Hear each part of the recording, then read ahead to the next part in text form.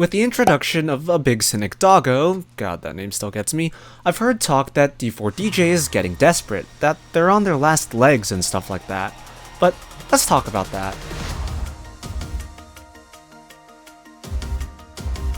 People say that adding characters is their way of doing a quick and desperate cash grab, but that wasn't the response we got when Unicorn and Abyssmere were introduced.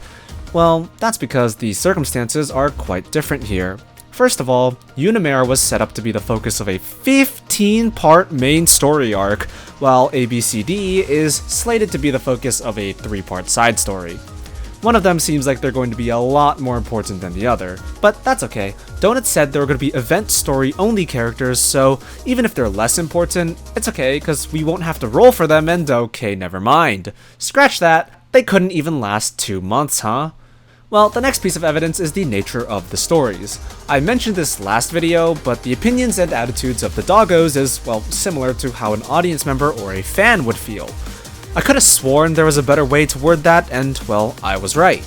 ABCD feels very fourth wall-y. Their humor and dialogue all feel very self-aware, even telling you to skip the story for free gems and leave a review. Which, well, breaks the fourth wall. Now, this on its own isn't necessarily a bad thing, but it can be the harbinger of questionable writing decisions to come.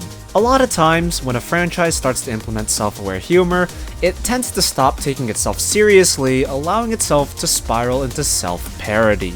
It would be like if the actual D4DJ dialogue was as stupid as I made it in my recap videos. But, like I said, on its own, it's not a bad thing.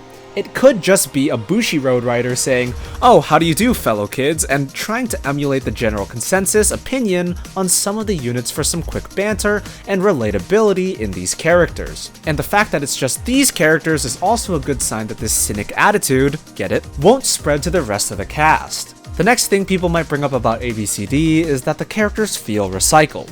Now, I know it might be tempting to see new characters and immediately relate and compare them to characters we're already familiar with, but we need to remember that each character is their own entity and we should judge them on their own merits. That being said, Hayate on cocaine, Pink Elsie, Sophia 2, and all the negativity of Shinobu, Saori, and Muni. But honestly, that's fine. I don't think any of these are surefire signs that D4DJ is on the decline. I mean, I think you'll know when they're really getting desperate if they start, like, I don't know, confirming ships or something. Oh, god damn it!